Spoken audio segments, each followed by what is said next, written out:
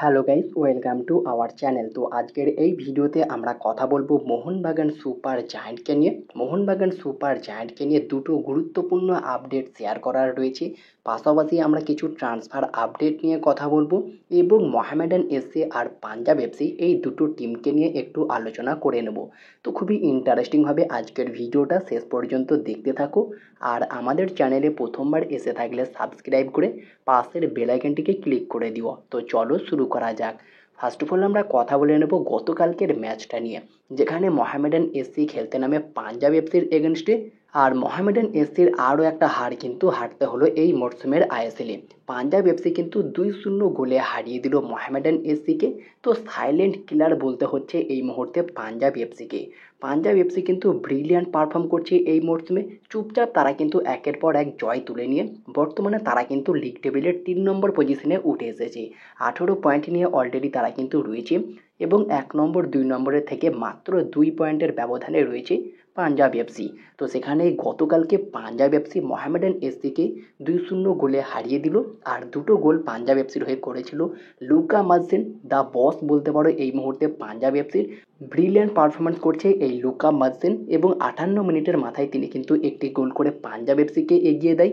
এবং 66 মিনিটের মাথায় ফিলিপ মৃজল জ্যাক তিনিও কিন্তু একটা অসাধারণ গোল করে মোহামেডান এসসির এগেনস্টে। তো সেখানেই মোহামেডান এসসিকে 2-0 গোলে হারিয়ে পাঞ্জাব এফসি আরও একটা জয় তুলে নিল এই মরসুমে। বলতে হচ্ছে তাদের নতুন কোচকে নিয়ে অবশ্যই প্রশংসার যোগ্য। ব্রিলিয়ান্ট পারফর্ম করছেন এই নতুন কোচের আন্ডারে পাঞ্জাব এফসি। বাকি তোমাদের পাঞ্জাব এফসির খেলা কেমন লাগছে সেটা কমেন্টে জানিও।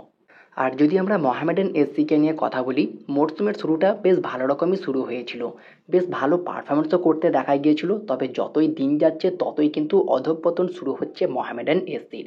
এখনও পর্যন্ত তারা কিন্তু মাত্র 5 পয়েন্ট কালেক্ট করেছে এই মরসুমে, একটা জয় পেয়েছিল মেবি চেন্নাইন এফসির এগেনস্টে এবং দুটো ড্র করেছিল। আশা করেছিলাম হয়তো পরবর্তীতে আরও ভালো করবে, তবে সেই জায়গায় সেটা না হয়ে কিন্তু মোহামেডান এসসি ধীরে ধীরে কিন্তু অধঃপতনই হতে চলেছে। মোহামেডান এসসি কিন্তু এখনও পর্যন্ত তারা 10 ম্যাচে 5 পয়েন্ট নিয়ে কিন্তু লাস্টের দিকে রয়েছে। তো সেখানে মোহামেডান এসসি টিমকে নিয়ে অবশ্যই প্রশ্ন উঠছে, দলকে নিয়ে প্রশ্ন উঠেছে, কোচকে নিয়ে প্রশ্ন উঠেছে।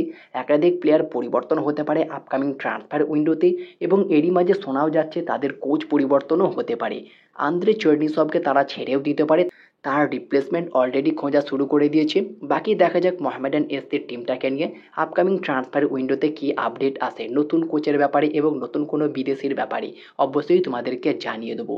এরপরে যদি আমরা কথা বলি ঈশান পান্ডিতাকে নিয়ে, তো ঈশান পান্ডিতা এই প্লেয়ারটিকে নিয়ে কিন্তু রীতিমতো ঝড় উঠেছিল ট্রান্সফার মার্কেটে। একজন ভারতীয় centre forward, Jamshedpur FC, FC গোয়ার মতো ক্লাবে খেলেছিল।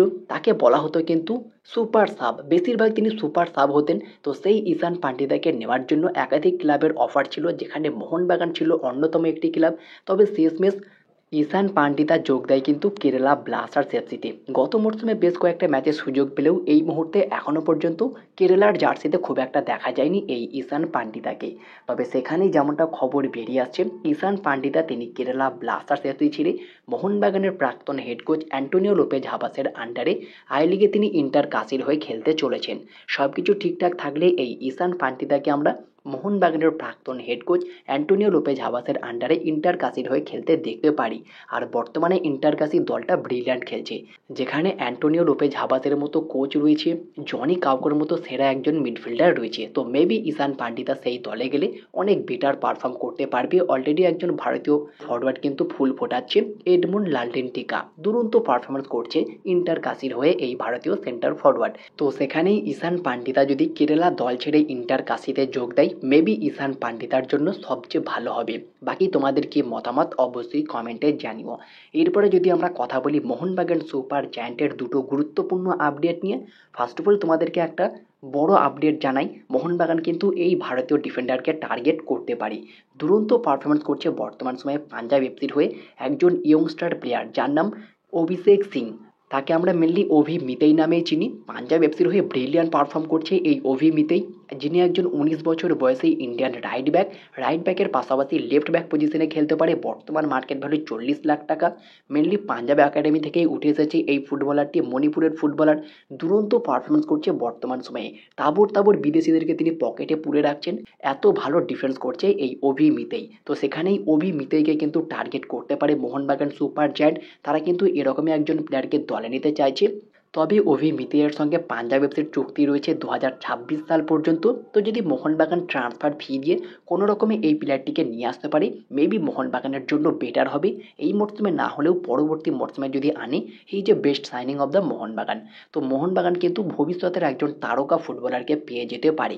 আনোয়ার আলীর মতো ফুটবলারকে কিন্তু মোহনবাগান এনেছিল 5 বছরের লোন ডিলে। তো সেখানে অভি মিতেইকে নিয়ে আসাটাও মোহনবাগানের জন্য খুব একটা কঠিন কাজ হবে বলে মনে হয় না, যদি অভি মিতেই মোহনবাগানের মতো বড় ক্লাবে খেলার স্বপ্ন থাকে। বাকি দেখা যাক মোহনবাগান এই ডিফেন্ডারকে টার্গেট করে কিনা।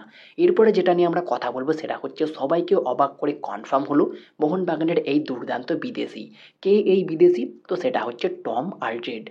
টম আলড্রেড তিনি কিন্তু 2 দিন অনুশীলন করেনি, তোমাদেরকে জানিয়েছিলাম, কারণ তার একটু জ্বর হয়েছিল, যেমনটা আজকে জানা গিয়েছে। তবে সবচেয়ে বড় খুশির খবর হচ্ছে নর্থ ইস্ট ম্যাচ খেলতে তিনি কিন্তু অনুশীলনে যোগ দিয়ে দিয়েছেন। তোমরা দেখতেই পাচ্ছ স্ক্রিনের ওপরে।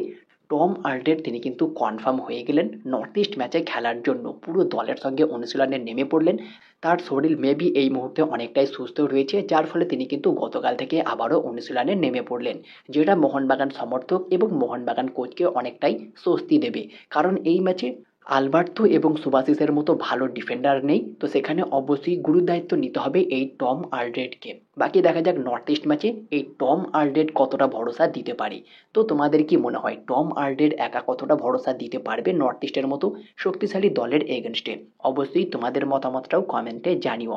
তো এই ছিল আজকের ভিডিওটি ভালো লাগলে লাইক শেয়ার কমেন্ট অবশ্যই করে দিও। আর আমাদের চ্যানেলে প্রথমবার এসে থাকলে সাবস্ক্রাইব করে পাশের বেল আইকনটিকে ক্লিক করে দিও।